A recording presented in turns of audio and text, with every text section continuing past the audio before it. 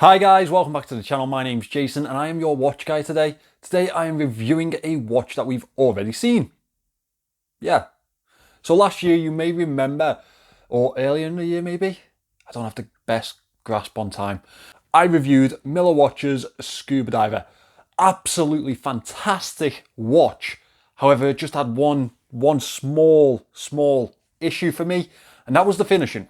And you may think finishing can be solved pretty quickly, but my entire issue with it was that it was very high polish, and I just didn't think that suited the motif of the watch, and I think a lot of you guys agreed with me.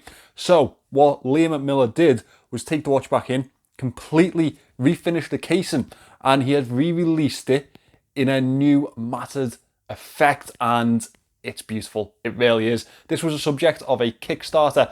Now the Kickstarter included a couple of different colours. I have the green one in at the moment. That was fully funded on Kickstarter already. Millar have since released the black variant on their website. I've linked that in the description if you are interested in it. If you're interested in that piece, go over to their website. However, if you are interested in one of the colours that they did have available on the Kickstarter, leave a comment, let them know how much you need that to be released on the website. With that out of the way, let me turn this camera around and let's get into this review. So today I am reviewing Millar watches again. This is their latest scuba model. I'd like to start with the packaging. So it comes in this really lovely free roll carrying pouch. Free watch roll. Now the reason I wanted to start with this is because they've actually done a really good job with matching the roll that is supplied with the watch itself. This is their new scuba line. Now you may remember Millar watches from last year on the channel. I reviewed their earlier iteration, which was a sports watch, I believe. The main feedback for that watch was way too much polish.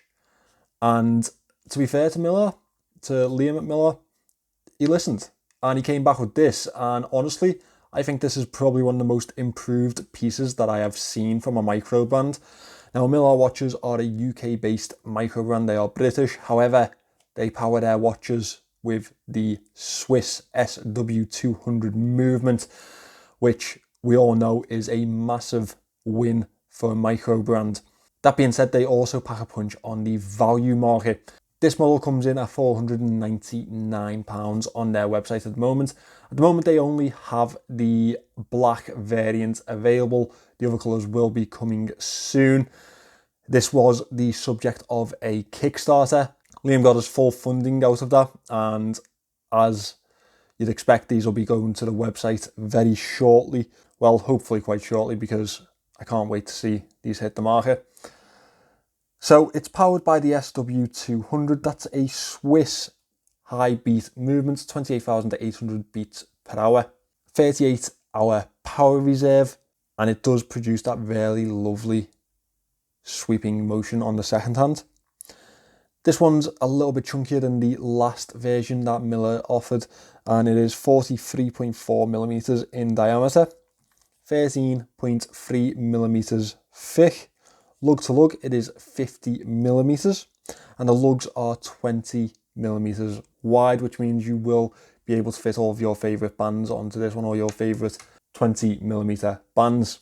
The watch itself has a mixture of a brushed finish to the side and a bead blasted style finish to the upper lugs. It gives it an almost stealthy type of look, which follows into the crown guards here. As you can see, the grip to the crown is actually quite intricate. Has really nice levels on it, very easy to get hold of, and the motion while hand winding is just fantastic. You can't beat an SW200 for this type of price, I don't think. It just hits home differently, really does. First position is for the date, and second position for the handset, as you'd expect. We have a signed crown here with the Millar Watches logo. Rear of the casing is quite simple, with again the Millar Watches logo, Scuba Automatic printed in, the usual information that you'd expect to see on a case back. There's a screw down case back. The casing almost reminds me of a turtle type of case, a Seiko turtle. However, for some reason I get a really heavy Seamaster type of vibe from this watch. The bezel is super colourful, very vibrant, and catches the light really nicely on wrist. It was 120 click. It has a really nice tool-like click to it. Very nice fit to the actual casing itself. The edge of the bezel is quite unique with this cut out to the 5-minute marks and a nice level of grip in between there. Makes it really easy to get hold of. The bezel itself is actually domed towards the sapphire crystal. It flows very nicely and fits very precisely to the watch itself, as you can see there. You can see that this one isn't just parts put together. This one is definitely made to measure. Sapphire crystal with a slight dome to it, anti-reflective coating to the under layer, and that's very important because obviously over time we may wear the crystal slightly and that can cause streaks to appear in certain watches if it's got an anti-reflective coating to the upper side. So it's really nice to see that they've paid attention to the information out there and gone with just the underlayer. Altogether, this watch is provided with 300 meters of water resistance and really does solidify it as a competent dive watch. The green flows from the bezel into the dial very nicely. The dial itself has multiple layers to it. We have the 12 Arabic up at the 12 o'clock. That is loomed in the center with a stainless steel outer edge. The rest of the indices are with a very simple block-like pointer, and the date window covers the 6 o'clock indice. Millar Watches logo just below that 12 o'clock. One thing that I really do like is how shallow the dial is to the casing itself. It's very much up against the crystal, or gives that type of effect.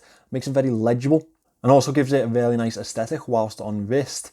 The indices themselves give a really nice presence standing off the dial, and the outer edge of the dial itself has an almost vinyl type effect to it, which I think really does complete the dial. The minute track is printed to this chapter ring, which does complete the shallow depth effect to this dial.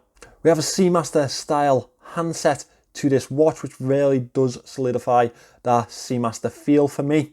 We have loomed tips and outer edges to the skeleton handset. The second hand has a really nice tone of green to it, to the lower half, and a very nice white paddle or lollipop paddle to the tip. Reaches to a nice level of the outer side of the dial. The handset fits very nicely to this watch.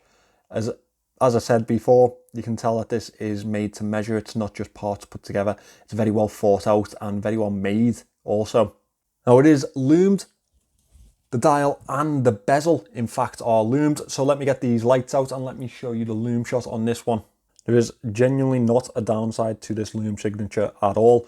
The bezel with that pale blue BGW9 loom, as you can see, marks out the dial very nicely. BGW on the minute hand also to distinguish it. That is also a trick that you see on the Seamaster. And the dial is very well loomed. It is very, very bright in person. I can tell you that much. I'm very impressed with this loom. I think I've got to give it, I'm going to go 9 out of 10. And I think this is the first watch that I've rated 9 out of 10. It's just, yeah, it does all the right things. I mean, this is what we do expect from a watch at this level, at the £500 mark. I think that this is what they should be delivering, but it's really, really nice to see Millar Watches doing that and doing it so successfully, because that loom signature is absolutely fantastic. So aesthetically pleasing, so well spread and well thought out also. Yeah, well done to Millar there. Well done.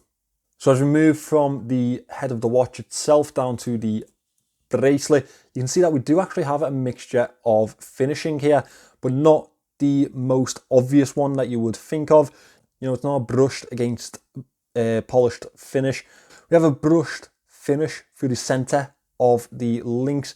Oyster style links, very simple link set. However, the finishing is quite impressive. Bead blasted effect to the outer edge, and it just gives that little level of difference, of separation between the two, and it really does something much more than the usual of the polish and brush and finish. We have female solid end links. The clasp is fully brushed, as you'd expect. It is milled. And it does have a really nice extension to it to get that perfect fit on wrist, or to slide it over your wetsuit. Also 2 levels of micro adjust just there. These are push pins, not something that I will hold against Millar, because I think that they're perfectly fine. They do the job very well and they're easy to use. Let me just pop this on wrist so you can get an impression of it on my 6.2 inch wrists. Now, obviously, here's a bigger watch coming in at 43 mil in diameter, 43.5. But as you can see, it really does fit to wrist very well.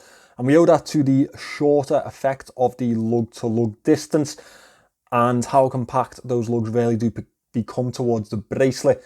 Makes it a really wearable watch, as well as the slight curvature to it. The watch itself looks fantastic on wrist, and it really does catch the eye, especially in this colour option. I think that the green is definitely a colour to go for this year.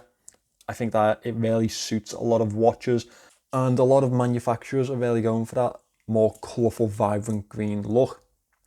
So where are my moans with this watch? The lume is fantastic, the build quality fantastic. The finishing is exactly what we said they should do for the next piece. Love the bezel grip, love the crown grip. Really, my moans are quite pedantic for this one. People are going to mention that it's not a completely unique piece with that handset. It does have some aspects of the Seamaster to it. However, I wouldn't call this a homage in any sort of way. I feel like this separates itself completely from any sort of other watch. The dial is quite small, and the case does definitely dominate this piece, and that's not going to be for everyone. That aesthetically will not please everyone. I think that looks really good myself. However, as I say, not going to be for everyone. One final suggestion from me to improve this watch even further than they have come with it is a little bit of a chamfered polished edge. I think would really complete the luxury look to this piece. And I really do get that type of vibe from Millar watches. They do really pack the luxury in, and with the Swiss movements in the back, this one, interestingly enough, would qualify for a Swiss made tag on there, but Liam from Millar Watches decided not to go with that, and that's because he didn't believe that it was completely honest, which I think really does nail the models and the story coming from Millar Watches. Very honest watchmaker that is doing exactly what the people ask, and you can see that perfectly in these changes. So well done to them for doing that. I think that we need to see a bit more of that on the market, don't we, guys? So I think it's a fantastic thing to see that Liam and Millar Watches are really paying attention to what the community wants. Obviously, through the review system and pushing out to reviewers on YouTube and different sources, your comments really did change his aspect on this watch, his viewpoint on this piece, and he's released it in such an absolutely beautiful finish, and I think that it's going to be super popular. In fact, it should be super popular. It's a Swiss powered piece with an SW200 movement, ceramic bezel, really lovely finish, 300 meters water resistance. It's British, £500. I think that's a drop in the ocean considering what we spend on certain watches that really don't deliver half of what we're looking for. If you'd like to have a look at these, then Millar Watches linked in the description. Also follow them on the usual social media platforms. Thank you for watching this one, guys. Please remember to subscribe to the channel, and I'll see you in the next one.